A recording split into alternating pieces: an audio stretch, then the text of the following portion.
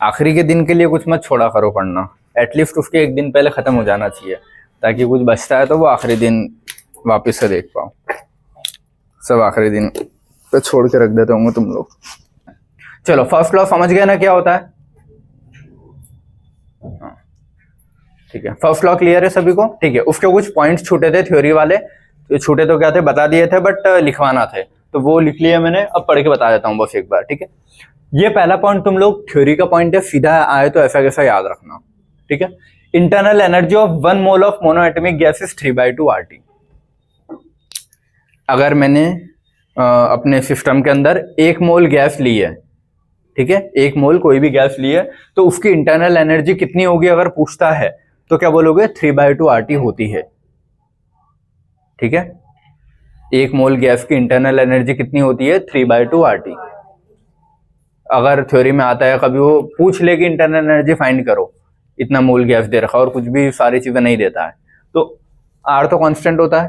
ठीक है, और नहीं आया तो ये गैसियस डब्बा है, इसमें अगर 1 मोल गैस फिल्ड है तो उसकी इंटरनल एनर्जी कितनी होगी?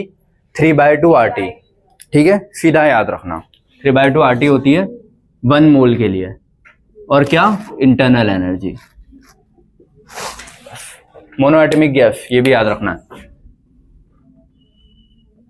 डाई ट्राई नहीं, मोनोएटॉमिक मतलब एग्जांपल हीलियम, आर्गन, कोई से भी है ना, क्रिप्टन, जो भी मतलब अपनी मोनोएटॉमिक गैसेस है, और मोस्टली ये कौन सी होगी? Noble gases. ठीक है, तो ये दोनों तीनों पॉइंट को गोला मार्क कर लेना, वरना पता चले डायटॉमिक का पूछा और तुमने 3/2 RT कर दिया, मोनो का 3/2 RT इंटरनल एनर्जी। ठीक है, अब इंटरनल एनर्जी एक्सटेंसिव है इंटेंसिव है? क्योंकि ऐड की जा सकती है और रिमूव की जा सकती है अगर कुछ चीज गायब की तो।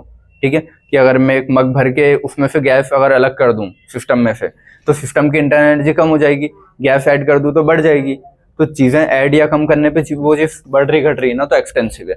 इंटरनल एनर्जी स्टेट फंक्शन है, सिर्फ इनिशियल और फाइनल पे डिपेंड करती है, पाथ्स उसका कोई लेना देना नहीं है, क्योंकि वर्क और अगर मैं बोलूं वर्क प्लस हीट, इन दोनों का सम भी क्या है? स्टेट फंक्शन, क्योंकि वर्क प्लस हीट ही तो है इंटरनल एनर्जी, तो या तो W प्लस Q बोलूं, वो भी क्या है? स्टेट फंक्शन, या फिर इंटरनल एनर्जी स्टेट फंक्शन। ठीक है, ये उधर लिखवा दे। साइक्लिक प्रोसेस के लिए इंटरनल एनर्जी का चेंज 0 है।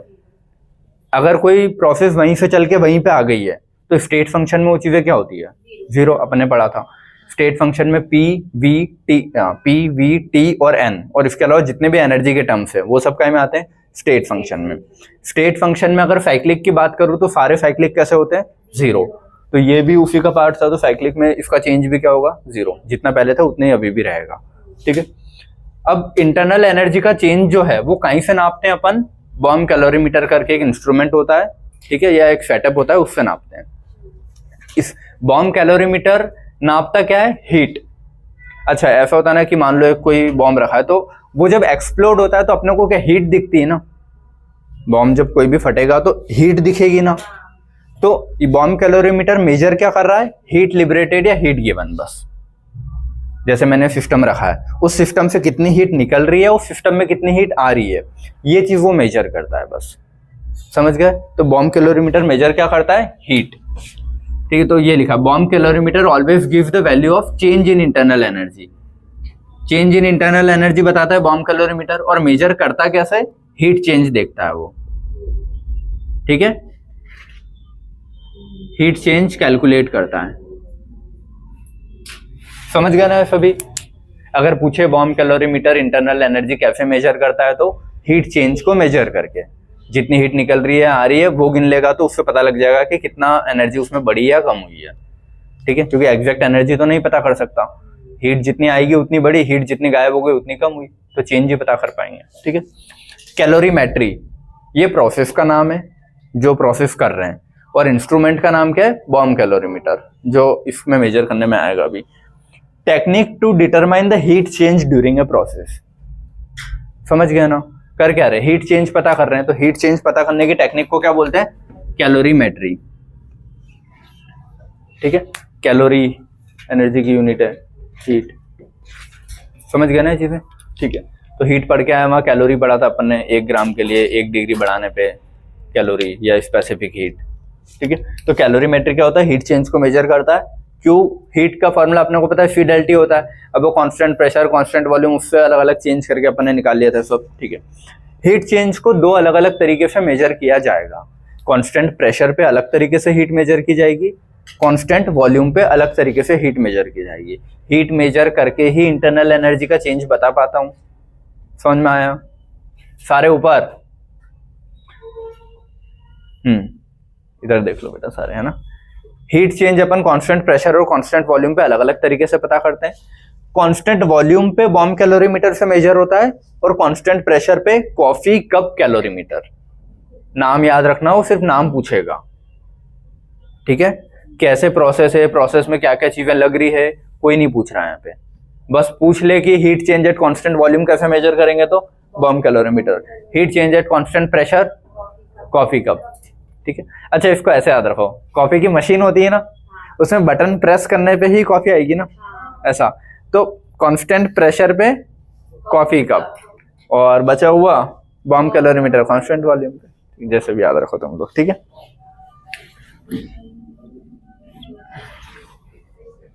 समझ गए चीज? बटन से याद रह जाएगा ना, ऐसा। कांस्टेंट प्रेशर पे बटन दबाएंगे तो कॉफी आएगी, तो कॉफी कप कैलोरीमीटर। और कांस्टेंट वॉल्यूम पे अगर मेरे को हीट मेजर करनी है तो बॉम्ब कैलोरीमीटर, ठीक है, याद रखना। और कांस्टेंट वॉल्यूम पे हीट को क्यूबी लिखते हैं, कांस्टेंट प्रेशर पे क्यूपी लिखते हैं, और क्यूपी को क्या बोलते हैं, डेल एच, और क्यूबी को डेल ई या फिर डेल यू। इंटरनल एनर्जी को यू भी बोलते हैं, ई भी बोलते हैं, तो वही लिखा है बस, ठीक है। तो अगर थ्योरी से क्वेश्चन आया तो सही करना है यहाँ पे, ये गलत नहीं होना, ठीक है। इतना क्लियर है सभी को यहाँ पे? अब इससे रिलेटेड एक छोटा सा कभी कुछ क्वेश्चन आता है तो वो एक ये लिखा हुआ है मैंने, कैलोरीफिक वैल्यू क्या होती है। 1 ग्राम कोई सब्सटेंस को जलाने में कितनी हीट लग रही है, ठीक है। अमाउंट ऑफ हीट रिलीव्ड, या तो लग रही है या उससे रिलीव हो रही है, जो भी है, ठीक है बेटा। सारे इधर बातें नहीं। 1 ग्राम देखो, ये बायो में पढ़ते हो ना कैलोरीफिक वैल्यू, अब तो नहीं पढ़ते हो, डाइजेशन में आता था ऐसा, कि 1 ग्राम फैट के जलने पे कितनी एनर्जी मिलेगी, 1 ग्राम प्रोटीन के जलने पे कितनी एनर्जी मिलेगी, 1 ग्राम कार्बोहाइड्रेट के बर्न होने पे कितनी एनर्जी मिलेगी, पढ़ते थे कैलोरीफिक वैल्यू में, है ना। नहीं पढ़ते थे? पढ़ते थे, अभी नहीं है, ठीक है, हाँ। तो उसमें भी यही पढ़ते थे कि देखो, बॉडी को तो एनर्जी चाहिए हमेशा, तो बॉडी सबसे पहले कार्बोहाइड्रेट के फॉर्म में ग्लाइकोजन स्टोर करती है ना, तो 1 ग्राम कार्बोहाइड्रेट के जलने पे कितनी एनर्जी मिलेगी, वो है कैलोरीफिक वैल्यू। मान लो कार्बोहाइड्रेट खत्म हो गया तो बॉडी क्या यूज करेगी फिर, फैट। 1 ग्राम फैट के जलने पे कितनी एनर्जी मिलेगी। अगर बॉडी का फैट भी खत्म हो गया, कोई 10-15 दिन से खाना ही नहीं खाया है, तो उसकी मसल टूटेगी फिर, तो 1 ग्राम प्रोटीन के टूटने पे कितनी एनर्जी मिलती है, ठीक है। तो कार्बोहाइड्रेट की सबसे कम होती है 4.5, प्रोटीन और फैट की होती है 9 पॉइंट के आसपास या 7.9 पॉइंट ऐसा कुछ होती है, 9.1 ऐसा कुछ, ठीक है। तो ये क्या होता है, कंबशन ऑफ 1 ग्राम पे कितनी हीट रिलीव हुई, 1 ग्राम के जलने पे कितनी हीट रिलीव होती है, उसको क्या बोलते हैं, कैलोरीफिक वैल्यू, ठीक है। कैलोरीफिक वैल्यू अगर निकालने आता है तो उससे इस टाइप का क्वेश्चन आएगा कि कुछ 3-4 तुमको दे देगा और उसकी पर मोल की कैलोरीफिक वैल्यू दे देगा कि 1 मोल के जलने पे कितना एनर्जी रिलीव होती है। मैंने बोला methane, methane 1600 kilo joule relieve करता है जब उसका 1 मोल जलता है, ठीक है। और वो पूछेगा तुमसे मीथेन की कैलोरीफिक वैल्यू बताओ, तो कैलोरीफिक वैल्यू किसके लिए होती है, 1 ग्राम के लिए होती है। तो इसका मतलब क्या हुआ कि 1600 किलो जूल 1 मोल के लिए है ना, 1600 किलो जूल किसके लिए, 1 मोल के लिए। लेकिन मुझे तो 1 ग्राम के लिए चाहिए ना। अब मीथेन के 1 मोल में कितना होता है, मीथेन का वेट कितना होता है, 16 ग्राम, तो 16 ग्राम इसका 1 मोल होता है ना, तो 1 मोल मतलब क्या हुआ है, 16 ग्राम। तो उसने दी क्या थी, 16 ग्राम को जलने पे इतनी एनर्जी मिलती है, तो 1 ग्राम के पूछूंगा तो भाई तो उसकी कैलोरीफिक होगी, ठीक है। तो 1600/16 इज इक्वल टू 1 ग्राम के लिए, समझ गया ना ये चीज। तो 1 ग्राम के लिए जो भी ये वैल्यू आएगी वो निकाल सकते हो। तो ऐसे कोई सा भी एग्जांपल देगा उसकी पर मोल में वो दे के रखेगा, ये पर मोल वाली याद नहीं करनी, वो क्वेश्चन में देगा कि पर मोल की इतनी लगती है तो उसकी find out the calorific value, या फिर हाईएस्ट किसकी होगी, लोवेस्ट किसकी होगी, तो निकाल सकते हैं ना। और डिवाइड विद उसका वेट ही करना है बस, क्लियर है। तो जैसे ये C2, ये क्या है, इथीन, इथाइन, इथाइन है ना,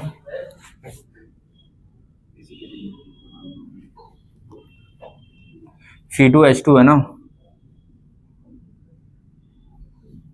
इथाइन ही तो है, सही है ना, इथाइन इथिन इथाइन, हाँ, या एसिटिलीन बोलो उसको, ठीक है। तो इसका जो वेट 2 कार्बन का 24, 12 और 2 हाइड्रोजन 26, तो इसके 1 मोल का वेट कितना होता है 26 ग्राम। ये वो नहीं दे के रखेगा, ये तो अपन फाइंड ही कर सकते हैं, लेकिन वो पर मोल की एनर्जी देगा। तो पर मोल की एनर्जी दे तो अपन फाइंड कर सकते हैं ना, 2000/26, तो इसकी कहीं की एनर्जी मिल जाएगी तुमको, पर मतलब ये 1 ग्राम के लिए मिल जाएगी। ये आंसर इसका 1 ग्राम नहीं है ना, इसका आंसर जो भी फाइंड करोगे वो आएगा। आंसर क्या आएगा 100, इसको लिखोगे तो 100 किलो जूल फॉर 1 ग्राम, समझ गए। तो ऐसे इसकी अब C2H4 इसकी फाइंड करना है, तो इसके कितने दिए 2200, इसका वेट कितना होता है 28 ग्राम, तो इसके 1 ग्राम की आ जाएगी ना एनर्जी। इसमें कितना दिया है 3000, और इसके 1 ग्राम की फाइंड करनी है तो इसके वेट से डिवाइड कर देंगे। CH3OH लिखा है ये, CH3OH, ठीक है, मिथेनॉल। तो पर मोल की दी है, मिथेनॉल का वेट डिवाइड कर दो तो 1 ग्राम की आ जाएगी। अब जो भी 1 ग्राम की सबकी वैल्यू आ रही है, हाईएस्ट पूछे लोवेस्ट पूछे टिक कर सकते हो ना, ठीक है। क्वेश्चन में यहाँ पे हाईएस्ट पूछा था तो जिसकी भी हाईएस्ट आ रही हो टिक कर देना, लोवेस्ट आ रही हो टिक कर देना। क्लियर है सभी को? ठीक है। हाईएस्ट फर्स्ट वाले की आएगी, पता है, बताओ कैसे, है ना, क्योंकि देखो डिनोमिनेटर यहाँ पे चलो 16 कट गया, अगर ये 26 होता ऊपर तो ये 100 आती, लेकिन डिनोमिनेटर बड़ा है तो 100 से तो कम ही आएगी।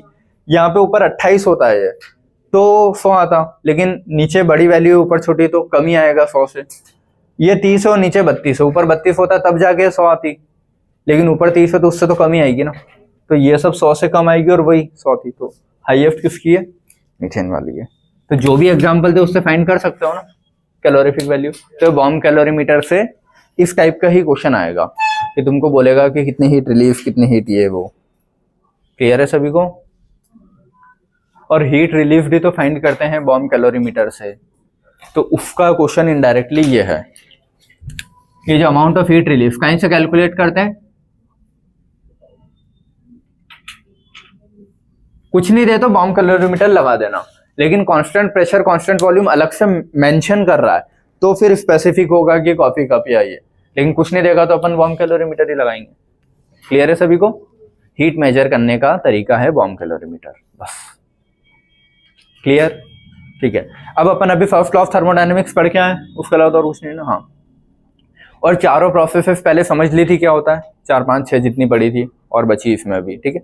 तो बेटा सारे इधर बातें नहीं, चारों जो प्रोसेस पढ़ के आए थे उसका फर्स्ट लॉ की इक्वेशन से क्या क्या लेना देना है। ये फर्स्ट लॉ की इक्वेशन क्या है अपनी, डेली बराबर Q plus W। Change in internal energy कब होगा? जब वर्क डन या हीट में कुछ कुछ चेंज हो गए, या तो हीट बढ़े वर्क डन बढ़े, जो भी है। तो change in internal energy is या तो हीट या वर्क या दोनों का सम। समझ गए? तो अब अलग अलग कंडीशन पे वो इक्वेशन में क्या क्या चेंजेस आ रहे हैं फर्स्ट लॉ वाली में, बस यही है। समझ गए? तो वही लिखा है, conclusion from the first law of thermodynamics according to ये सारी कंडीशन। मैंने बोला सिस्टम रखा है, सिस्टम आइसोथर्मल है। अगला बोला मैंने सिस्टम रखा है लेकिन आइसोबारिक पे। अगला बोला मैंने सिस्टम रखा है लेकिन आइसोकोरिक। चौथे में एडियाबैटिक पे। तब मैं बोलूँ कि इंटरनल एनर्जी किस किस पे अफेक्ट करेगी, हीट से करेगी, वर्क से करेगी, कैसे? दोनों से करेगी, दोनों से नहीं करेगी। समझ में आया कुछ? चलो, तो वही है। देखो आइसोथर्मल मतलब क्या होता है? Change in temperature zero. Change in temperature zero मतलब टेम्परेचर कांस्टेंट होगा उसका, ठीक है। अब मुझे बताओ, अगर टेम्परेचर कांस्टेंट है तो ये सिस्टम है मेरे पास, मैंने बोला 35 डिग्री सेंटीग्रेड पे सिस्टम रखा हुआ है।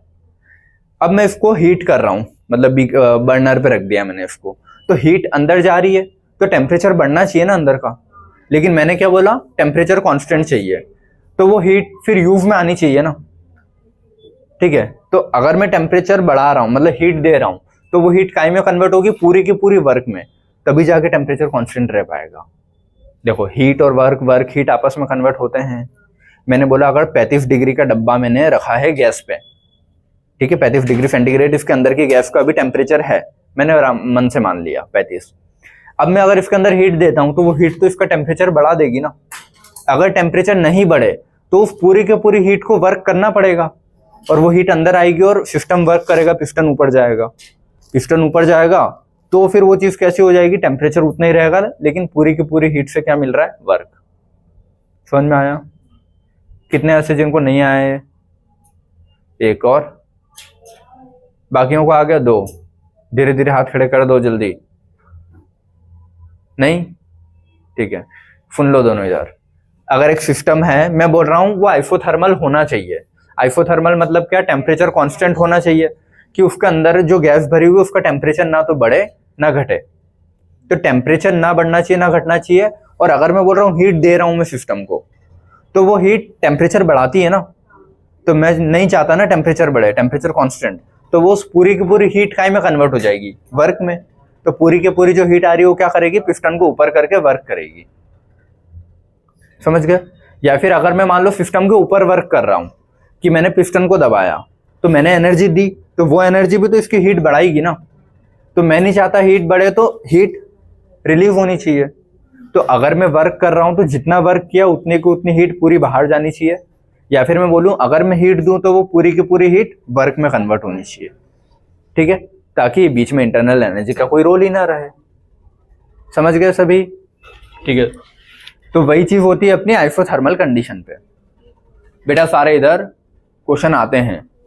आइसोथर्मल मतलब टेम्परेचर कांस्टेंट। इसका मतलब क्या है, heat supplied to the system is equal to work done by the system. Heat supplied to the system is equal to पूरा के पूरा work done by the system. तभी तो इंटरनल एनर्जी फिक्स रहेगी और टेम्परेचर कांस्टेंट रहेगा। या फिर बोलूं work done on the system, ठीक है, और उससे जो एनर्जी जा रही है that is equal to heat liberated by the system. समझ गए? या तो वर्क डन से हीट रिलीज या फिर हीट गिवन से वर्क डन, ये होना चाहिए पूरा के पूरा। ठीक है, तो इसमें इंटरनल एनर्जी का कोई चेंज नहीं हुआ ना, तो इंटरनल एनर्जी का चेंज E2 माइनस E1 क्या होगा, जीरो। इंटरनल एनर्जी, अब ये अपनी फर्स्ट लॉ की इक्वेशन होती है ना, डेली बराबर Q plus W। Temperature constant रहेगा तो डेली हमेशा जीरो ही होना चाहिए। इंटरनल एनर्जी में अगर कोई चेंज आया तो टेम्परेचर बढ़ेगा, तो नहीं चाहिए तो ये जीरो ही रहेगा। तो ये जीरो किया तो Q plus W is equal to zero होगा। तो Q बराबर माइनस W या फिर W बराबर माइनस Q। देखो Q बराबर माइनस W का मतलब क्या है, Q प्लस में, Q प्लस में मतलब हीट गिवन, W माइनस में आ रहा है मतलब work done by the system. Piston खुद से ऊपर जा रहा है ना, तो बाय द सिस्टम। अगर मैं इसको ऐसा लिखता कि W बराबर माइनस Q, इसका मतलब क्या है, W प्लस में मतलब work done on the system, तो heat relieved by the system ही होनी चाहिए, तो Q नेगेटिव। समझ में आया? W बराबर माइनस Q है, माइनस Q ए मतलब Q बराबर माइनस W, दोनों हो सकते हैं, लेकिन ये जीरो ही रहेगा आइसोथर्मल के लिए। समझ गए चीज? ठीक है, अब मुझे बताओ चेंज इन, अच्छा एंथैल्पी जो अपन ने अभी पढ़ा नहीं लेकिन थोड़ा बहुत तो पढ़ा ही है। एंथैल्पी क्या होता है, heat change of the system. तो सिस्टम की हीट में कोई चेंज आया क्या, नहीं ना, जितनी हीट दी थी पूरी वर्क में, जितना वर्क किया पूरा हीट में। तो सिस्टम के अंदर जो हीट है वो तो पहले भी वैसी थी, अभी भी वैसी है। तो डेल एच भी क्या होता है इसका, जीरो। आइसोथर्मल में कंडीशन याद होनी चाहिए, समझा दिए, लेकिन जब पूछेगा कि आइसोथर्मल में एंथैल्पी जीरो होती है क्या, चेंज इन एंथैल्पी, हाँ, क्योंकि एंथैल्पी क्यों बढ़ेगी जब पूरी की पूरी हीट जो दे रहा हूँ वो वर्क में कन्वर्ट हो रही है, पूरा का पूरा वर्क हीट में कन्वर्ट हो रहा है, तो सिस्टम के पास तो कुछ रुक ही नहीं रहा है ना। समझ गए? तो डेल एच भी क्या होता है, जीरो, मतलब चेंज इन एंथैल्पी जीरो है। ये समझ जाते हो ना, change in enthalpy is zero. Clear है? अब देखो सेम टेम्परेचर, देखो ये चीज है, बस तीन अलग अलग साइंटिस्ट ने अपने अपने नाम दे रखे हैं। जब टेम्परेचर कांस्टेंट होता है तो उसको बोलते हैं बॉयल्स लॉ। ठीक है, टेम्परेचर कांस्टेंट मतलब बॉयल्स लॉ। इसको ऐसे याद रख लो कि पानी गर्म होता है 100 डिग्री पे, टेम्परेचर कांस्टेंट है 100 डिग्री, बॉयल हो रहा है, तो बॉयल्स लॉ टेम्परेचर कांस्टेंट। ठीक है, Boyle's law same temperature, temperature constant. अब PV is equal to nRT वाली जो इक्वेशन होती है ना अपनी, PV is equal to NRT, N constant, R constant, temperature constant, तो बचा क्या सिर्फ पीवी। तो PV is equal to constant होता है। अब पीवी कांस्टेंट है तो P1 V1 is equal to P2 V2 लिख सकता हूं ना मैं। इसका मतलब क्या है, पीवी कांस्टेंट मतलब P1 V1 is equal to P2 V2। Pressure और वॉल्यूम इनवर्स में है, प्रेशर बढ़ाऊंगा तो वॉल्यूम कम, वॉल्यूम बढ़ाऊंगा तो प्रेशर कम। तो इन्वर्सली प्रोपोर्शनल है ना, तो उसको ऐसे लिखा जाएगा या प्रेशर इन्वर्सली वॉल्यूम। हाइपरबोला का ग्राफ बनेगा, ऐसे बना रखा था, डेल टी 0। क्लियर है? आइसोथर्मल समझ में आया सभी को? कोई डाउट? ठीक है, नहीं। अगला आता है आइसोबैरिक। अगर मैं उस सिस्टम को आइसोबैरिक वाली कंडीशन पे रखता हूं, आइसोबैरिक का मतलब क्या है? चेंज इन प्रेशर 0। ठीक है, कि प्रेशर में कोई चेंज नहीं आ रहा है, जितना प्रेशर पहले था उतना ही प्रेशर अभी भी होना चाहिए। ठीक है, अच्छा, चेंज इन प्रेशर 0 है, याद रखना है। ठीक है, प्रेशर 0 नहीं है, तो इसका मतलब है चेंज इन प्रेशर 0, प्रेशर नहीं है ना, तो इसको अलग से ऐसे लिख लेना, del P is equal to 0, लेकिन P not equal to 0। P कुछ ना कुछ तो होगा। इसका मतलब ये है कि मान लो पहले अगर प्रेशर 3 एटीएम था, तो अभी भी 3 एटीएम ही रहेगा, प्रेशर में कोई चेंज नहीं हो रहा है, ये बोल रहा है वो बस। लेकिन 0 नहीं, 0 तो सिर्फ चेंज 0 है ना, ओवरऑल प्रेशर थोड़ी ना 0 है। ठीक है, चलो ये समझ में आया क्या है? ठीक है, अब इसी को मैं अपने इक्वेशन में अप्लाई करूं, डेली बराबर क्यू प्लस डब्ल्यू होता है। ठीक है, डेली बराबर क्यू प्लस डब्ल्यू है, वर्क डन क्या होता है? माइनस पी डेल वी, बोला था अपने माइनस पी डेल वी ही रखना पूरा, तो मैंने वर्क डन रखा माइनस पी डेल वी। यहाँ पे क्या 0 है? चेंज इन प्रेशर 0 है ना, पी 0 है क्या? नहीं, तो ये तो सिर्फ पी होता है ना अपना। अगर ये डेल पी होता तो मैं इसको 0 लिखता, ये तो सिर्फ पी है तो वो 0 नहीं होगा, तो पी को एरो करके मैंने यहाँ लिखा है नॉट इक्वल टू 0, क्योंकि यहाँ पे अपन ने डेली को 0 लिखा था, क्योंकि चेंज इन इंटरनल एनर्जी 0 होता है, मतलब इस केस में। तो यहाँ पे इसको 0 नहीं लिखोगे, इस चीज का ध्यान रखना। ठीक है, क्योंकि प्रेशर नॉट इक्वल टू 0, तो ये नॉट इक्वल टू तो ऐसा कैसा ही रहेगा ना। ठीक है, तो ये ऐसा कैसा ही है, और मुझे पता है कि आइसोबैरिक या कांस्टेंट प्रेशर पे जो हीट होती है क्यूपी, उसको क्या लिखता हूं मैं? डेल एच, ये पता है ना। अब देखो ये तो चलो ठीक है, ऐसे इसको वहां नहीं भी लिखूंगा तो क्यू बराबर डेली अगर मैं मान रहा हूं, तो QP is equal to del H होता है ना। तो अगर मैं इसी इक्वेशन में इसको क्यूपी लिखूं, क्योंकि मेरी कंडीशन कौन सी? आइसोबैरिक की है, तो मैंने लिखा del E is equal to QP plus minus P del V. लेकिन जब इसको क्यूपी लिखता हूं तो इसको मेरे को डेल एच लिखना ही पड़ता है, तो मैंने इसको क्या लिखा? डेल एच लिखा। अच्छा सॉरी, क्यूपी को मैंने डेल एच लिखा। ये वाली चीज है, देखो क्यूपी क्या होता है? डेल एच, समझ गए? तो मैंने इसको यहीं रहने दिया और माइनस पी डेल वी को इधर ले आया, तो ये प्लस पी डेल वी हो जाएगा। तो del E plus P del V is equal to del H. समझ में आया ये? डेल एच किसको रखा? क्यूपी को, क्योंकि कांस्टेंट प्रेशर की बात हो रही है। तो अगर फर्स्ट लॉ की इक्वेशन यहां पे कैसी हो जाएगी? ऐसी कि change in heat is equal to work done और चेंज इन इंटरनल एनर्जी। इसको थ्योरेटिकल एस्पेक्ट में समझोगे? ये तुम लोग बताओ थ्योरेटिकल एस्पेक्ट में क्या होता है ये? हाँ, डेली इक्वल टू क्यू करा है। हाँ, डेली तो क्यू ही देखो जब क्यू लिखता, अच्छा क्यू वी वो लिख रहा हूँ, देखो ये ऐसा होता है, कांस्टेंट वॉल्यूम पे उसको डेली लिखता हूँ और कांस्टेंट प्रेशर पे डेल एच लिखता हूँ। तो मेरा कंडीशन क्या? कांस्टेंट प्रेशर की है, तो मैं क्यूपी को डेल एच लिख लूंगा। आप ये ऐसा कर लो, ठीक है, समझ गए? अब मुझे इसका थ्योरेटिकल एस्पेक्ट समझाओ जरा, कोई भी। क्या है ये?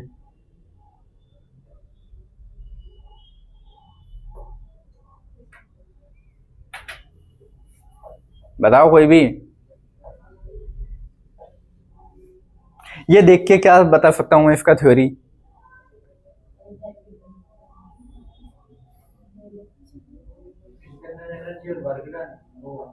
देखो इसका कंडीशन ये है, फॉर एग्जांपल मेरे पास एक बीकर रखा है, ठीक है, उस बीकर को मैं कांस्टेंट प्रेशर पे क्या कर रहा हूँ? हीट कर रहा हूँ। ठीक है, बीकर को मैं कांस्टेंट प्रेशर पे हीट कर रहा हूँ। तो जब मैंने बीकर को हीट करना शुरू किया तो हीट अंदर गई, तो वो हीट सबसे पहले क्या करेगी? उसकी इंटरनल एनर्जी बढ़ाएगी। समझ गए ना? इंटरनल एनर्जी बढ़ाई, एक लिमिट तक इंटरनल एनर्जी बढ़ने के बाद वो क्या करेगा? वर्क करेगा सिस्टम, तो पिस्टन ऊपर जाएगा। मतलब ये समझो मैंने अपने सिस्टम को गैस के ऊपर रखा, जैसे ही रखा पिस्टन ऊपर तो नहीं जाएगा ना, पहले थोड़ी देर तक वो अपनी इंटरनल एनर्जी बढ़ाएगा, उसके बाद वो इंटरनल एनर्जी से क्या होगा, पिस्टन ऊपर जाएगा। तो हीट का जो भी चेंज है, हीट का चेंज मतलब जो भी हीट मैंने दी वही तो चेंज है। पहले सिस्टम के पास कुछ अपनी हीट होगी, मैंने जो भी हीट बाहर से दी है वो हीट का चेंज हुआ। तो heat change in the system is equal to increase in the internal energy plus work done by the system. समझ गए यार? ये डेल एच क्या होता है? Change in heat. Change in heat is equal to increase in the internal energy plus work done by the system. तो इसका statement समझ गए। कांस्टेंट प्रेशर पे क्या होता है, अगर प्रेशर कांस्टेंट है, मैं हीट दे रहा हूं, तो पहले इंटरनल एनर्जी बढ़ेगी और फिर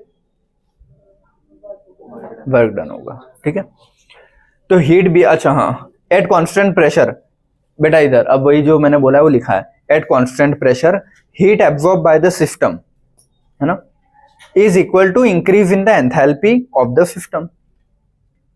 हीट दे रहा हूं तो उससे क्या बढ़ रहा है, उसके एंथैल्पी है, हीट ही तो बढ़ रही है सिस्टम की। बाहर से हीट दूंगा तो सिस्टम की हीट बढ़ेगी, वो सिस्टम की हीट कर क्या रही है, इंटरनल एनर्जी बढ़ा रही है और वो वर्क डन कर रहा है। क्लियर है? तो वही स्टेटमेंट इस फॉर्म में लिखा है।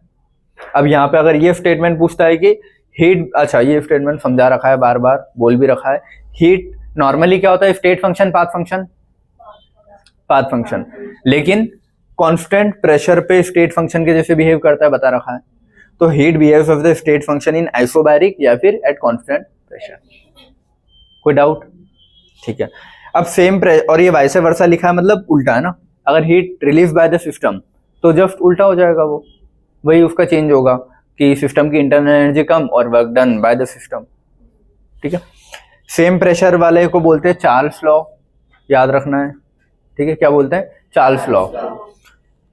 अगर मान लो इसमें प्रेशर सेम हो जाता, ठीक है, एन सेम है, यहाँ पे भी लिख देता हूं मैं, क्या ये PV is equal to NRT होता है। ठीक है, एन कांस्टेंट, आर कांस्टेंट। इस वाले में क्या है, प्रेशर कांस्टेंट है ना, तो प्रेशर कांस्टेंट, बचा क्या, V और T, तो V directly proportional to T हो गया ना, तो V1 by V2 is equal to T1 by T2 लिख सकता हूं ना मैं, और V directly proportional to T का ग्राफ ये। समझ गए? और बाकी सारे वैरायटी मैंने बनवा दी थी पहले ही। तो ये चार्ल्स लॉ इसको बोलते हैं। ये सेकंड समझ में आया, आइसोबैरिक वाला। आइसोबैरिक में इन तीनों में से कोई भी चीज जीरो नहीं होती, हाईली इंपॉर्टेंट है, बाकी सब में कुछ ना कुछ तो जीरो होगा। देखो एडियाबेटिक में क्यू जीरो हो जाएगा, सारे इधर डेली बराबर क्यू प्लस डब्ल्यू जो है, उसमें डेली कब जीरो होगा, आइसोथर्मल में।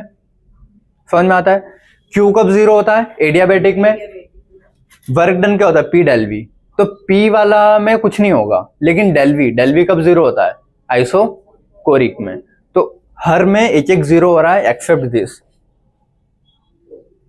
समझ में आया ना? इस वाले में कुछ भी जीरो नहीं हो रहा है, लेकिन बाकी सब में। एडियाबेटिक के लिखोगे तो इसको जीरो कर दूंगा तो ये इज इक्वल टू ये हो जाएगा, आइसोबैरिक के लिखूंगा तो ये जीरो कर दूंगा तो ये इज इक्वल टू ये हो जाता है, सिंबल अपोजिट के साथ। फिर एक और कौन सी बचती है अपनी, वर्क को पी डेल वी लिखता हूं, तो जिसमें डेल वी जीरो कर दूंगा तो ये तो पूरे जीरो है ना वर्क, तो डेली बराबर क्यों हो जाएगा। लेकिन इस वाले में कुछ नहीं हो रहा है, ऐसा कैसे ही रह रहा है। समझ में आया ये? तो ये एक बार और अपन आखिरी में जब पूरा हो जाएगा ना तब लिख लेंगे वापस से। ठीक है, ज्यादा सही है। चलो second clear. Third point, isochoric. Isochoric का मतलब क्या होता है, वॉल्यूम कांस्टेंट। वॉल्यूम कांस्टेंट मतलब ना तो पिस्टन ऊपर गया ना नीचे गया, जैसा V1 पहले था वैसा ही V2 बाद में भी है, V1 is equal to V2। ठीक है, तो change in volume zero, volume constant. Volume constant मतलब सीधा एक चीज दिमाग में पहले ही आ जाती है मुझे, वर्क डन जीरो। ना तो पिस्टन ऊपर गया ना नीचे गया, तो वर्क कुछ हुआ क्या, नहीं ना। तो जितनी भी हीट आ रही है वो सब इंटरनल एनर्जी और उससे डायरेक्टली है। ठीक है, तो इसकी जब इक्वेशन लिखूंगा, वर्क डन क्या होता है, minus P del V. Del V तो जीरो है ना, तो डेल वी जीरो मतलब पूरे zero, zero into P zero, तो बचा क्या, डेली बराबर क्यू। तो जितनी हीट मैंने दी उतनी क्या करेगी, अब सिर्फ इंटरनल एनर्जी बढ़ाएगी। समझ गए ना ये चीज? तो और Q V at constant volume, इसको डेली लिखते हैं हमेशा। ठीक है, तो इसको मैं ऐसे भी लिख सकता हूँ कि Q V is equal to del E, ये ज्यादा सही है लिखने का तरीका। क्लियर है सभी को? ठीक है, अब उसको स्टेटमेंट फॉर्म में लिखा है कि heat supplied to the system is equal to change in internal energy, heat liberated by the system is equal to change in internal energy. वही या तो ऐड होगी इंटरनल एनर्जी या कम होगी। क्लियर है? इतना समझ में आया सभी को? No work is done at constant volume, volume constant है तो कोई वर्क होगा क्या? नहीं होगा। हीट बिहेव्स, अच्छा हीट नॉर्मली क्या होती है? पाथ फंक्शन, लेकिन कांस्टेंट प्रेशर और कांस्टेंट वॉल्यूम दोनों में वो क्या हो जाती है? State function. तो heat behaves as the state function in isochoric या फिर एट कांस्टेंट वॉल्यूम। इतनी बार बोल दिया है कि याद हो जाना चाहिए अब, ठीक है? एक बार और बोलूंगा बाद में। सेम वॉल्यूम पे, सेम वॉल्यूम मतलब गेल इफेक्ट्स लॉ, ये इसने दिया था, याद रखना है चीज, ठीक है?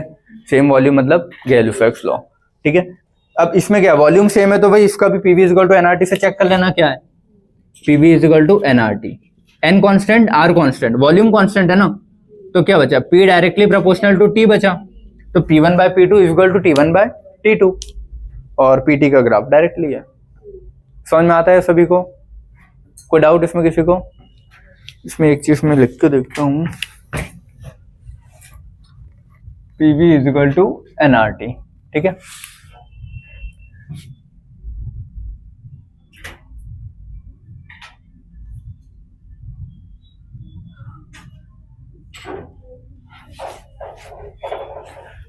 ये वाले में चार्ज लिखोगे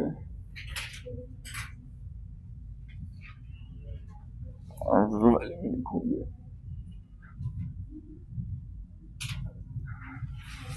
इसको ऐसे है ना, ऊपर मार्जिन पे कहीं लिख लेना अलग से बना के, या फिर जस्ट यहाँ जहाँ पॉइंट खत्म हो रहे वहां कि PV equal to NRT. P वाले में आता है चार्ल्स लॉ, वी वाले मतलब गेल इफेक्ट्स लॉ, और टी वाला मतलब बॉयल्स लॉ।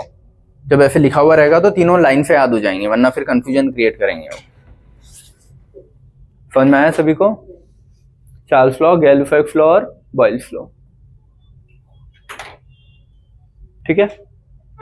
वो टेम्परेचर बॉयल वो तो याद हो ही जाता है ना, ठीक है? ये चार्ल्स और गेल इफेक्ट वाला थोड़ा कंफ्यूजन है तो याद कर लो। ऐसा सी से जी बन सकता है, ऐसे या तो पहले सी फिर जी, ऐसा।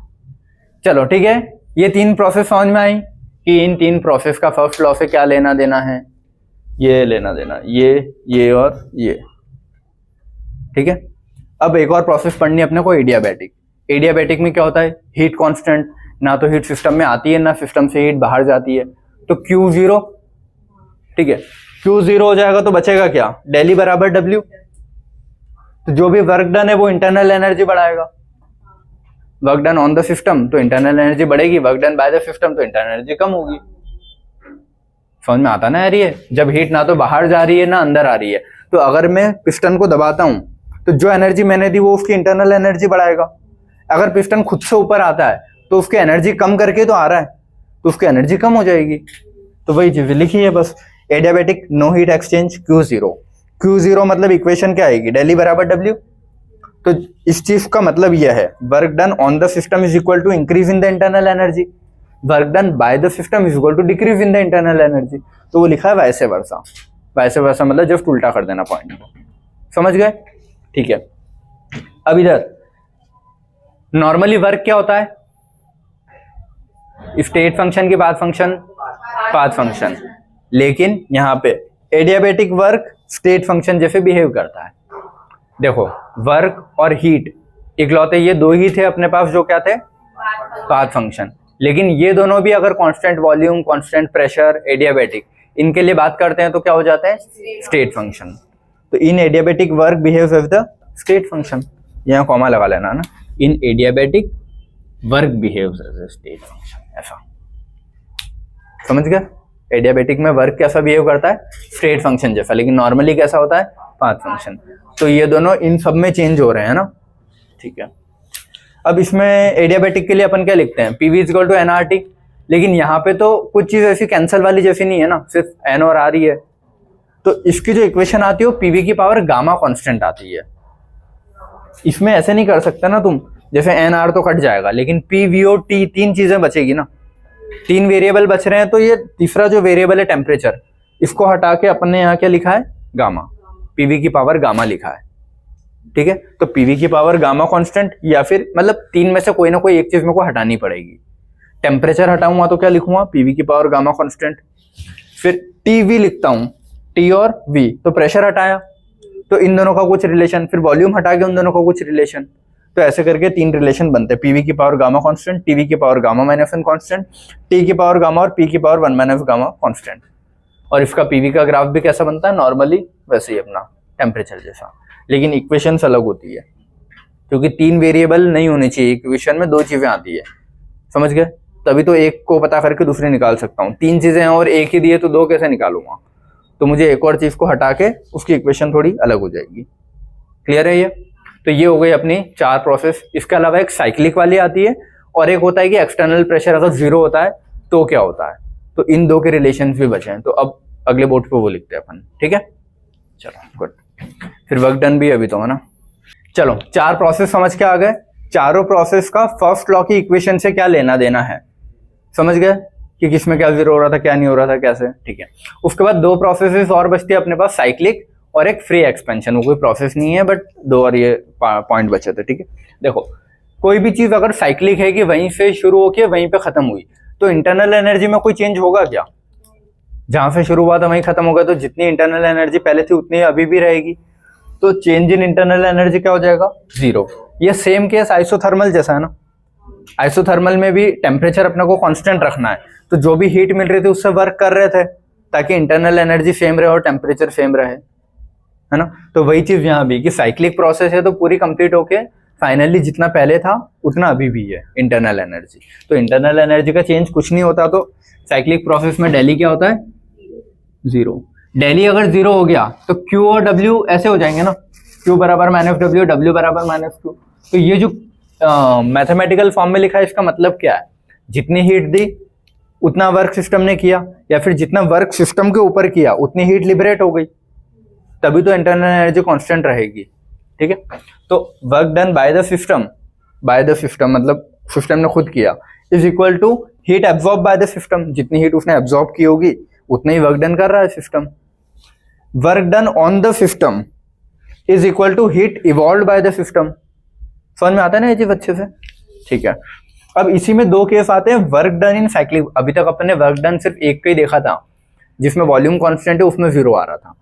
उसके अलावा बाकी किसी में अपन ने वर्क डन ना एडियाबेटिक का देखा ना आइसोथर्मल का देखा। उसका चार्ट मैं अलग से बनवाऊंगा वर्क डन का कि सब में वर्क डन क्या होता है, लेकिन साइक्लिक वहां नहीं बनवाऊंगा, तो यहीं पे बता देता हूँ बस, क्योंकि साइक्लिक के ग्राफ से क्वेश्चन आते हैं और कुछ नहीं आएंगे। तो वर्क डन इन साइक्लिक प्रोसेस में 2 केस आते हैं, ग्राफ बना के देगा और बोलेगा देखो पीवी ग्राफ से वर्क डन पता लगेगा, अभी पढ़ेंगे, ठीक है? एरिया अंडर द ग्राफ और ये सब चीजें। लेकिन अगर ये साइक्लिक है तो उसमें एरिया अंडर नहीं देखते, साइक्लिक में फिर क्या देखते हैं, ये क्लॉकवाइज डायरेक्शन में जा रहा है कि एंटी क्लॉकवाइज में, इसका एरो। साइक्लिक में अगर ये एरो क्लॉकवाइज में जा रहा है तो वर्क डन क्या लिखते हैं, नेगेटिव। साइक्लिक में अगर एरो एंटी क्लॉकवाइज में जा रहा है तो वर्क डन क्या लिखते हैं, पॉजिटिव। ये याद रखोगे। अब वर्क डन नेगेटिव होता है, इसका मतलब क्या है, work done by the system हुआ ना, सिस्टम खुद वर्क करता है तब एनर्जी कम होती है, तब बोलते हैं कि नेगेटिव। एनर्जी से देखने का बोला था मैंने। वर्क डन पॉजिटिव कब लिखते हैं, जब ऑन द सिस्टम काम किया हो, तो वही लिखा है work done on the system. बस क्लॉकवाइज एंटी क्लॉकवाइज बहुत अच्छे से याद रखना कि एंटी क्लॉकवाइज हो तो क्या होता है, पॉजिटिव, और क्लॉकवाइज हो तो नेगेटिव हो जाता है। इसको ये मत सोचना क्लॉकवाइज है तो पॉजिटिव, ऐसा दिमाग में आ जाता है पहले कि क्लॉकवाइज मतलब सीधा मतलब पॉजिटिव, ऐसा आता है, लेकिन ये थोड़ा उल्टा केस है। एंटी क्लॉकवाइज है तो नेगेटिव और क्लॉकवाइज है तो पॉजिटिव। क्लॉकवाइज है तो नेगेटिव, एंटी क्लॉकवाइज है तो पॉजिटिव, ठीक है? ये समझ में आया यहाँ तक, ठीक है? और वर्क डन के एक और क्वेश्चन जो आते हैं वो आता है एरिया अंडर द कर्व से। नॉर्मल अगर कोई ग्राफ देता हूँ, ये अभी आएंगे अपन पढ़ेंगे कि मान लो मैंने पीवी दिया है तुमको, ठीक है, पी और वी वाला, तो मैंने ऐसा कुछ बना दिया ये कि यहाँ से शुरू हुआ था यहाँ पे खत्म है, तो इसका वर्क डन कैसे निकालते हैं, जितना एरिया इसके नीचे आ रहा है, area under the curve is, ये अभी लिखवा दूंगा मैं बाद में, अभी area under the curve is work done, area under the PV curve work done. लेकिन साइक्लिक के लिए अलग था तो साइक्लिक का मैंने ये लिखवा दिया, समझ गए? क्योंकि ये वाले ग्राफ अलग अलग अभी सबके बनेंगे ना, आइसोथर्मल का भी बनेगा, आइसोबैरिक आइसोकोरिक सबके बना लेंगे तो अपन, तो उसके लिए फिर अलग अलग है, ठीक है? समझ में आया इतना अभी तक, ठीक है? फिर एक और चीज आती है लास्ट पॉइंट, ये अपना free expansion of the gas. Free expansion का मतलब क्या है कि जो अपना बीकर है कहाँ है, ये रहा, ये तो पी एक्सटर्नल जो है ना वो जीरो है। पी एक्सटर्नल जीरो मतलब यहाँ पे क्या है, वैक्यूम, ठीक है, कि बाहर कोई एयर है ही नहीं, मतलब अपन ने सिस्टम उठा के कहाँ रख दिया, स्पेस में रख दिया, स्पेस में बाहर कोई एयर नहीं है ना।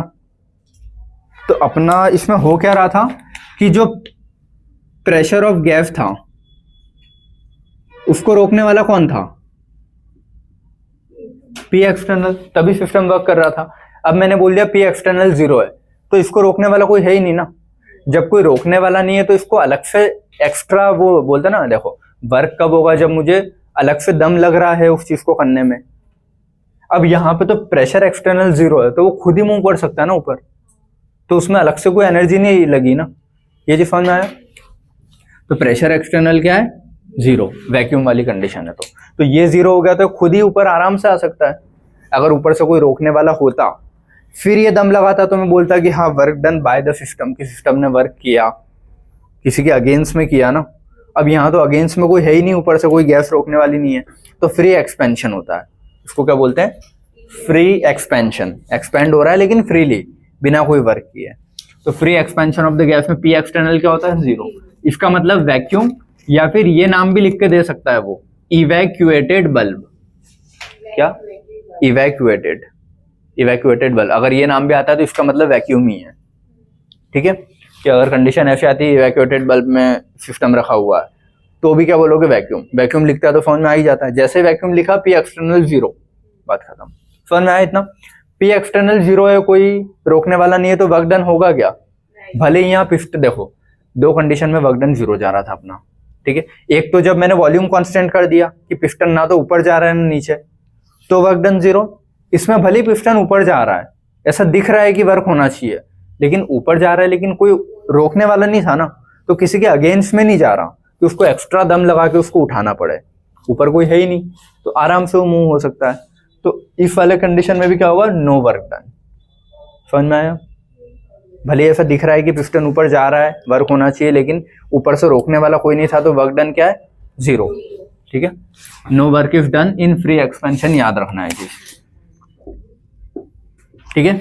Work done in free expansion, देखो वर्क डन क्या होता है, minus P external del V. P external zero कर दिया तो वर्क डन पूरा जीरो हो जाएगा ना, zero into del V work done zero. तो वही इसका मैथमेटिकल एक्सप्रेशन ऐसा आता है, ठीक है।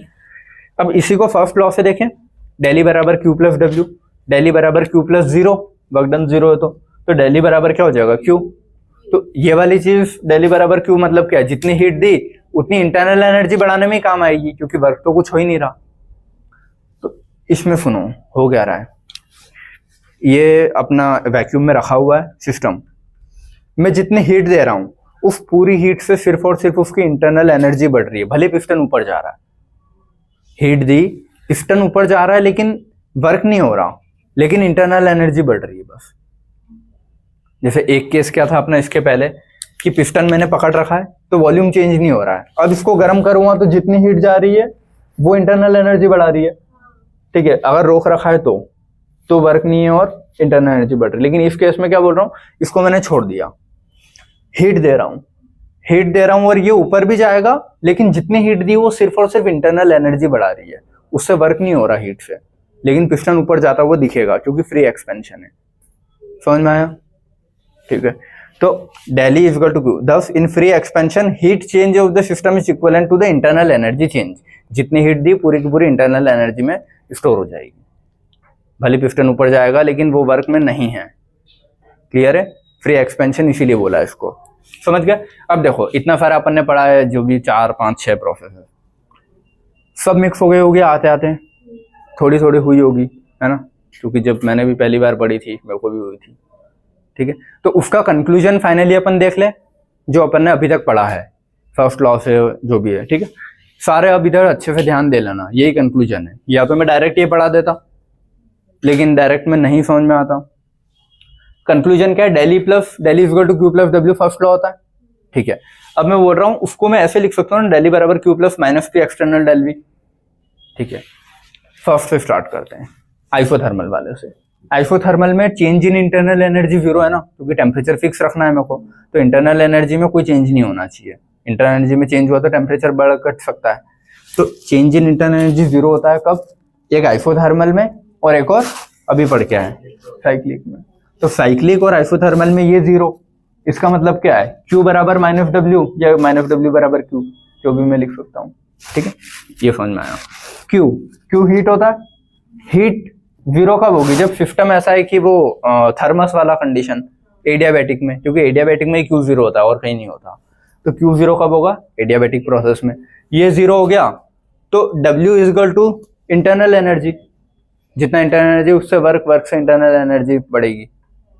वर्क देखो, हीट ना तो बाहर जा रही है ना अंदर आ रही है, इसका मतलब क्या है, अगर मैं कोई वर्क कर रहा हूँ तो जो भी हीट अंदर क्रिएट हुई वो इंटरनल एनर्जी बढ़ाएगी, या फिर बोलो सिस्टम वर्क करेगा तो अपने इंटरनल एनर्जी को खर्च करेगा, तभी वर्क कर पा रहा है, क्योंकि बाहर से तो मैंने कोई हीट दी नहीं है, तो खुद की हीट को लगा के काम करेगा ना, या खुद की इंटरनल एनर्जी को यूज करके। समझ में आया? तो ये कब इसमें जीरो होगा। अब पी एक्सटर्नल और del V, P external zero कब होगा, फ्री एक्सपेंशन में। पी को आइसोबैरिक से कंफ्यूज मत करना, आइसोबैरिक में पी जीरो मत कर देना, उसमें डेल पी जीरो होता है। समझ, अगर पी की वैल्यू 5 है तो 5 रहेगी ना, समझ गए, ठीक है। लेकिन तो पी एक्सटर्नल काय में जीरो होगा, सिर्फ और सिर्फ फ्री एक्सपेंशन में, ठीक है। डेल पी जीरो होता है इसमें, लेकिन डेल पी तो फॉर्मूले में कहीं आ ही नहीं रहा है, तो वो केस ही हट गया। Del V change in volume काय में जीरो होता है, आइसोकोरिक में, तो चेंज इन वॉल्यूम आइसोकोरिक, ये जीरो हो जाएगा तो ये पूरा जीरो, तो ये बराबर ये, पी एक्सटर्नल जीरो तो भी ये पूरा जीरो, ये बराबर ये। समझ में आया? अब एक कंडीशन छूट गई जिसमें कुछ भी जीरो नहीं हो रहा है, आइसोबारिक। समझ में आता है? In isobaric no value is zero, कोई भी जीरो नहीं हो रही, क्योंकि इसमें क्या होता है, डेल पी जीरो होता है ना कि पी, पी की तो कुछ वैल्यू होगी ना। चेंज इन प्रेशर जीरो होता है कि प्रेशर जो पहले था वो बाद में भी है, लेकिन कुछ तो है ना। मान लो पहले प्रेशर 3 था, बाद में भी 3 ही है, तो 3 तो रखूंगा ना मैं। समझ गए? तो यहाँ पे पी एक्सटर्नल है तो वो जीरो थोड़ी ना है, डेल पी होता है उसको जीरो। तो इक्वेशन ऐसी की ऐसी रहेगी, ऐसी की ऐसी इक्वेशन लिखी, लेकिन ये है कहीं पे, कांस्टेंट प्रेशर पे। कांस्टेंट प्रेशर पे मैं हीट चेंज को क्यूपी लिखता हूँ कि क्यूपी का मतलब क्या है, constant pressure in heat change का मतलब क्या है, वो चेंज इन एंथैल्पी है। तो इसको मैं चेंज, इसको यहीं रखा और इसको मैं इधर ले आया, ये वर्क डन ही था ना माइनस पी डेल वी, तो वर्क डन में इधर लेके आ जाऊंगा ये, तो डेली बराबर प्लस, अब वो यहाँ पे सिंबल के साथ उसने नहीं रखा है सारी चीजें की on the system bye the system, तो सिंबल सारे पलट जाएंगे। मैं बस इन जनरल बोल रहा हूँ, डेली बराबर वर्क डन में इधर ले आया, वो माइनस का था तो इधर पी डेल वी हो जाएगा। तो ये, और क्यूपी को क्यूपी क्या होता है, डेल एच, तो इसकी इक्वेशन ये बनेगी आइसोबैरिक के लिए। लेकिन बाकी सब में इक्वेशन चेंज हो जाएगी ना, समझ में आया? बाकी सब में इक्वेशन अलग हो जाएगी, लिखना हो तो लिखिए। जैसे इस वाले के लिए इक्वेशन क्या हो जाएगी, Q बराबर माइनस डब्ल्यू, यही रह जाएगी। इस वाले के लिए इक्वेशन क्या हो जाएगी, डेल ई बराबर W। इस वाले के लिए इक्वेशन क्या हो जाएगी, ये जीरो हो जाएगा तो डेल ई बराबर पी क्यू, है ना। इस वाले के लिए इक्वेशन क्या हो जाएगी, डेल ई बराबर क्यू। लेकिन इस वाले के लिए इक्वेशन यही रहेगी, मतलब ये वाली फाइनली आइसोबारिक के लिए। सबकी इक्वेशन समझ गया ना क्या आ रही है। अब अगर मैं पूछूं वर्क डन कौन कौन सी प्रोसेस में जीरो है, तो वर्क डन जीरो तो इन दोनों में ही है ना बस, तो वही लिखा है मैंने, डेल ई बराबर क्यू प्लस डब्ल्यू। तो डब्ल्यू जीरो कब लिखता हूं मैं, या तो फ्री एक्सपेंशन होता है तब, क्यों, क्योंकि ये जीरो हो गया तो डब्ल्यू जीरो, या फिर डेल वी जीरो आइसोकोरिक, तो आइसोकोरिक वाले में जीरो लिखता हूं। तो इन केस में डेल ई बराबर क्या हो जाएगा, क्यू। तो अगर लिखना हो तो इस चीज को भी अपन लिख सकते हैं कि इन दो केस में डेल ई बराबर क्या हो जाएगा फिर, क्यू। तो यही अपना कंक्लूजन है अभी तक का। समझ में आया सभी को क्या कंक्लूजन है? अगर मैं सीधा ये बता देता तो फिर तुमको शायद दिक्कत होती पढ़ने में, लेकिन सारी चीजें अच्छे से लिखवा के स्टेटमेंट के फॉर्म में, ग्राफ सब कुछ, फिर ये बताया है। कंक्लूजन का पहला पॉइंट समझ में आया। कंक्लूजन का दूसरा पॉइंट सुनो, जो अपने साइन कन्वेंशन है, ठीक है, वो भी बता देता हूँ एक बार फाइनली। कंक्लूजन का पहला पॉइंट ये हो गया, दूसरा पॉइंट मैं बता रहा हूं, साइन कन्वेंशन, ठीक है। साइन कन्वेंशन इन्हीं के लगाने ना मुझे, तो मैं वापस से ये इक्वेशन लिख लूं, ठीक है। अब इसको अपन लिखेंगे कैसे यार, देखो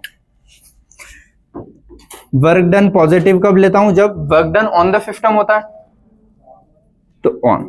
वर्क डन नेगेटिव कब लेता हूं, जब work done by the system होता है, ठीक है। क्यू हीट, हीट में पॉजिटिव कब लेता हूं, जब heat given to the system हो, हीट गिवन। हीट नेगेटिव कब लेते हैं, जब हीट रिलीज्ड हो, ठीक है। चेंज इन इंटरनल एनर्जी इन दोनों पे डिपेंड करती है फिर कि वो बढ़ेगी कम होगी, तो इसके लिए मैं पॉजिटिव, देखो इसको भी लिख सकता हूं, तो इसको अलग से यहां लिख लेना, ठीक है। देखो डेली पॉजिटिव कब होगा, जब दो कंडीशन है, या तो q heat given to the system हो, तो मैं सीधा ऐसे लिख दूं q positive heat given to the system, या फिर work done on the system, तो work done on the system तो डब्ल्यू भी क्या हो, positive. Work done on the system तभी तो इंटरनल एनर्जी बढ़ेगी, या फिर heat given to the system तो इंटरनल एनर्जी बढ़ेगी, ठीक है। डेली नेगेटिव कब होगा कि इंटरनल एनर्जी कम हो, नेगेटिव मतलब इंटरनल एनर्जी कम हो रही है, कम कब होगी, जब heat liberated by the system हो, तो क्यू क्या होगा, नेगेटिव। और वर्क डन, अच्छा एनर्जी मेरे को कम करनी है, तो work done by the system होगा तभी तो एनर्जी कम होती है, तो work done by the system कैसा होता है, नेगेटिव। ये समझ में आया सभी को, ये ढंग से सारे सिंबल मैंने लिख दिए हैं, इसको स्टेटमेंट के फॉर्म में बीच बीच में लिखवा दिया है मैंने सारे, ठीक है। या फिर इसको बहुत अगर ऐसे समझना हो तो ऐसे समझो, बस ये समझने के लिए, इसको सिस्टम मानना मत, है ना। हीट गिवन तो positive, heat relieved by the system negative, work done on the system, work done by the system, by on, ठीक है, ऑन बाय।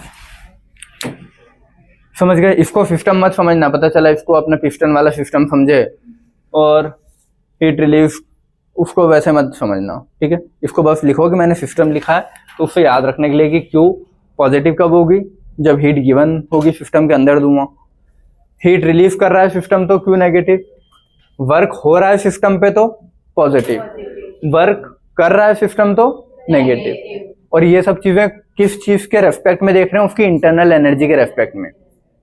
जो चीज इंटरनल एनर्जी बढ़ा रही है वो पॉजिटिव, जो चीज इंटरनल एनर्जी कम कर रही है नेगेटिव। तो फाइनली एक ये लाइन लिख लो, क्या लिखोगे, जो मैं बोल रहा हूं, जो चीज इंटरनल एनर्जी बढ़ा रही वो पॉजिटिव, और जो चीज इंटरनल एनर्जी कम कर रही वो, बस बात ही खत्म, ये कंक्लूजन है। तो सिंबल्स वाला सारा ऐसे इस फॉर्म में लिख दिया, जितने भी ये प्रोसेसेस थे उनके ये लिख दिए, इसके अलावा और कुछ छूट रहेगा लिखने के लिए अपने पास, सिंबल लिख दिया, ये लिख दिया, बताओ किसी चीज में कंक्लूजन हो फिर छूट रहा हो तो आखिरी में यही पढ़ना है, इतने से ही हो जाएगा अभी तक जो पढ़ा, ठीक है। अच्छा, और वो स्टेट फंक्शन पाथ फंक्शन तो याद रख लोगे ना, हीट और वर्क नॉर्मली क्या है, पाथ फंक्शन, लेकिन हीट वर्क दोनों अगर कांस्टेंट प्रेशर कांस्टेंट वॉल्यूम ऐसा कुछ दे तो स्टेट फंक्शन हो जाते हैं। और उसके अलावा एक चीज और स्टेट फंक्शन थी आखिरी में उधर एडियाबैटिक में लिखी थी, ठीक है। हाँ, तो वर्क एडियाबैटिक में कैसा हो जाता है, स्टेट फंक्शन, समझ गए चीज, ठीक है। क्योंकि बाकी दो को हीट से बोलते हैं और वर्क को ऐसा बोलते हैं, ठीक है।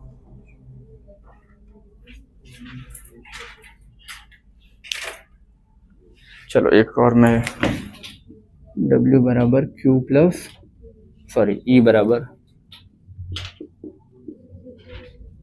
ये भी लिख लेते हैं ना, वर्क डन। अच्छा हाँ, नॉर्मली कैसा होता है work done, normally path function, लेकिन एडियाबैटिक में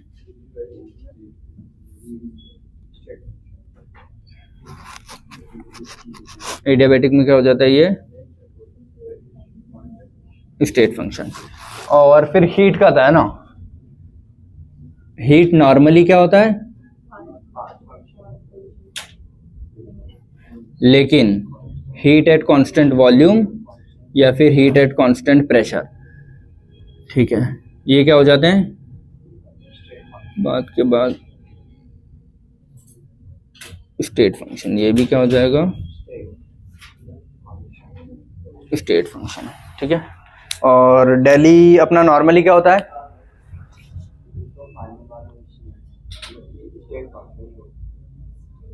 देखो हीट और वर्क क्या होते हैं, अरे हीट और वर्क, हाँ पाथ फंक्शन, लेकिन एक्सटेंसिव और स्टेट फंक्शन है ना, नॉर्मली स्टेट फंक्शन या फिर एक्सटेंसिव।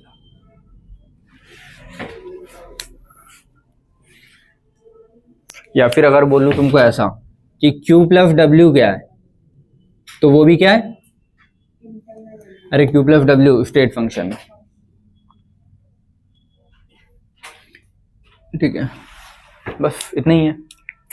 देखो क्या लिखा है, डेली बराबर Q, W नॉर्मली पाथ लेकिन एडियाबैटिक में state function, Q normally path लेकिन ये कांस्टेंट प्रेशर और कांस्टेंट वॉल्यूम पे दोनों स्टेट फंक्शन हो जाते हैं।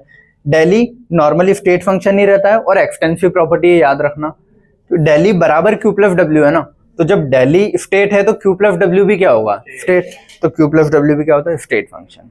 बस इतना ही पढ़ा अभी तक अपन ने। कंक्लूजन यही है, सिंबल वाले कंक्लूजन, फर्स्ट लॉ के सारे कंक्लूजन, और ये पाथ, स्टेट, इंटरनल, एक्सटर्नल, समझ गए, इंटेंसिव एक्सटेंसिव, ये वाला क्लियर है सभी को है, ठीक है। अब इसके बाद अपने को पढ़ना है work done, work done in isothermal, isobaric, isochoric, adiabatic, reversible और इरिवर्सिबल में, समझ गए। तो एक वो पढ़ना है, तो वर्क डन यहाँ पे कंप्लीट हो जाएगा। उसके बाद अपने को पढ़ना है एंथैल्पी। एंथैल्पी अभी पढ़ा नहीं है ना अच्छे से, सिर्फ बताया क्या है, तो एंथैल्पी पढ़ेंगे अच्छे से, हाँ ठीक है, क्योंकि एंथैल्पी से क्वेश्चन आते हैं थोड़ा, तो एंथैल्पी पढ़ेंगे। और उसके बाद फिर आएगा तुम्हारा सेकंड लॉ, तो जीरोथ लॉ में लिखवा के और फिर सेकंड लॉ आएगा, क्लियर है, चलो।